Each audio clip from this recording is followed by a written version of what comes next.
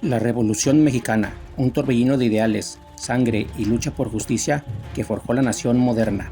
Pero ¿y si te dijera que en las sombras de este épico conflicto hubo una mano poderosa que no solo observó, sino que la provocó y también la moldeó? Hoy desenterramos la verdad detrás de los orígenes de la Revolución Mexicana. A principios del siglo XX, México era un país de contrastes. El orden y progreso del porfiriato había traído estabilidad. Los intereses extranjeros, especialmente de Estados Unidos, eran enormes. Washington veía a México como su patio trasero, estratégico y una fuente inagotable de recursos. Pero el gobierno de Porfirio Díaz preocupaba a Estados Unidos por su creciente nacionalización de puntos clave para Estados Unidos. Es así que en 1909, Porfirio Díaz y William Taft, presidente de Estados Unidos, se reúnen tanto en El Paso, Texas, como en Ciudad Juárez, Chihuahua, para según fortalecer las relaciones y confirmar la ayuda mutua, nada más alejado de la verdad.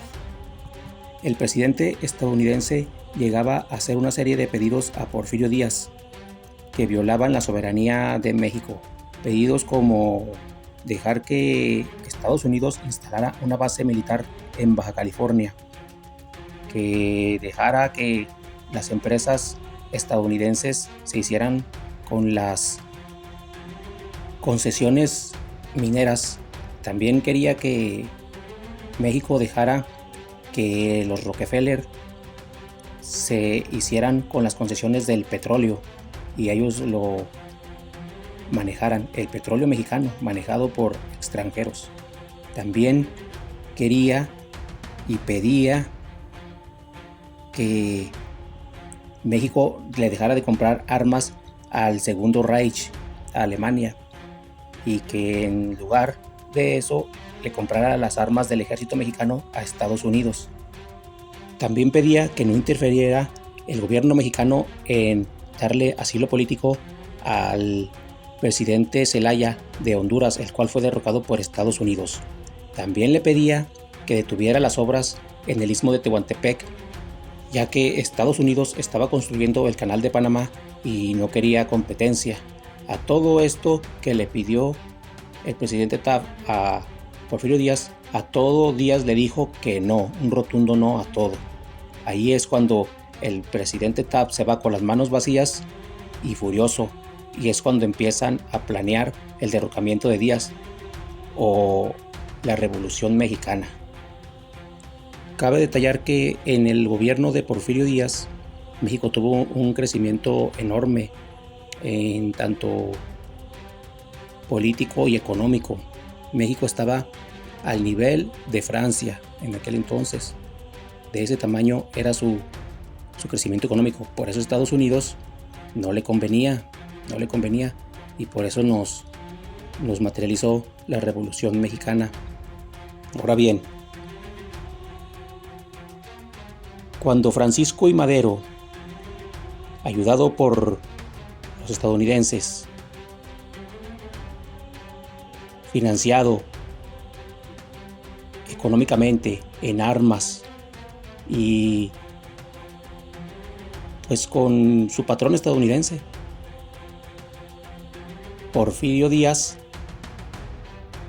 iba a ser derrocado, no por Francisco I. Madero, no, por Estados Unidos. Cuando Francisco I. Madero lanza su llamado a las armas desde San Antonio, Texas, y empieza la Revolución Mexicana, destruye los 35 años de avance moderno y estabilidad que había dado Díaz a México. Francisco I. Madero era un rico hacendado que casi ni vivía en México, se la pasaba en Europa. Por sus ideales megalómanos y narcisistas es que quiere ser presidente de México y Estados Unidos lo apoya. La prensa de Estados Unidos empieza a hacer lo propio, comienza a pintar a Díaz como un dictador obsoleto y a Madero como el campeón de la democracia. Esta fue la gran estrategia de Estados Unidos para asegurar un gobierno más favorable a sus intereses. Pero el gobierno de Francisco I. Madero es efímero, no dura mucho, porque al tener al país en una estabilidad total, no saber gobernar y ser un problema ya para el gobierno estadounidense, es así que este mismo, pero ahora con su canciller en México, empieza a planear el derrocamiento de Francisco I. Madero, ahora apoyando a Victoriano Huerta, donde no solo fue derrocado, sino que lamentablemente fue asesinado en la llamada Decena Trágica, en 10 días de lucha en Veracruz. Pero este señor pues también fue utilizado por el gobierno de Estados Unidos, y cuando ya cumplió su cometido, al ya estorbarles, pues simplemente lo desecharon, así como siempre le ha hecho el gobierno norteamericano. Ahora bien, ¿qué nos dejó esta revuelta conocida como la Revolución Mexicana? Podemos afirmar que nos dejó el autoritarismo institucionalizado, un sistema que puede presumir libertad y democracia al mismo tiempo, pero siendo totalmente autoritario. Ahora me pregunto, ¿cómo se pudo salir con la suya este sistema? ¿Cuál es el secreto de este sistema mexicano que nos heredó la Revolución Mexicana? Es la falta de definición. Desde su fundación, el sistema evitó definirse ideológicamente. Todos los miembros de ese sistema aseguraban, y hasta la fecha unos aseguran, no ser ni de derecha ni de izquierda. Ahora sí que al cliente lo que pida. Ni socialistas, ni son fascistas, ni comunistas, ni capitalistas, ni liberales, ni conservadores, ni católicos, ni ateos. Su única definición: revolucionarios. Ese fue el sistema que sentó las bases hasta 2018. El sistema revolucionario de México siempre operó gracias a una larga cadena de favores que poco tienen que ver con la calidad o el desempeño del trabajo. El sistema ofreció oportunidades únicamente a cambio de sumisión.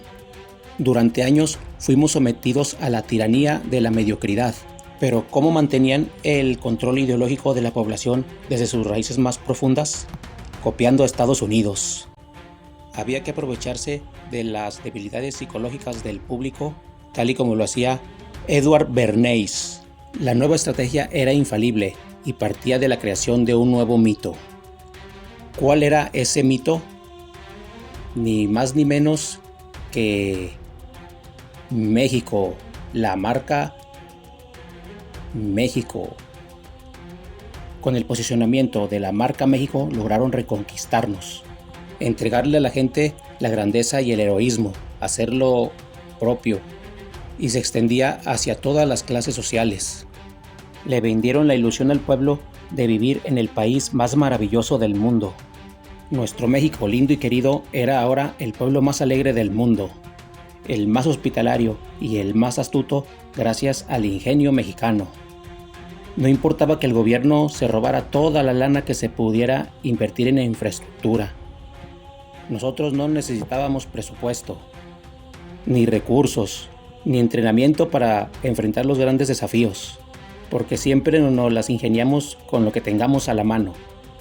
Y por supuesto la gastronomía era mejor que la de la India, que la de China, que la árabe. Todos nos la pelan. Pero vales madres, de todos modos no nos tomamos nada en serio, porque tenemos el mejor sentido del humor. Al mexicano todo le da risa, hasta la misma muerte. La música mexicana es la más linda y alegre, y el himno mexicano es el mejor himno del mundo. Aunque lo haya mandado a componer Su Alteza Antonio López de Santa Anna. Toda esa faramalla patriotera nació con el gobierno de Manuel Ávila Camacho. Habíamos llegado a la era del llamado desarrollo estabilizador, que solo resolvía problemas en el momento, pero causando un gran daño irreversible a largo plazo. Y así se fue los gobiernos tras gobierno de México hasta el 2018. Y todo viene implantado ¿desde dónde? Desde la Revolución Mexicana venía todo eso. Hasta la próxima.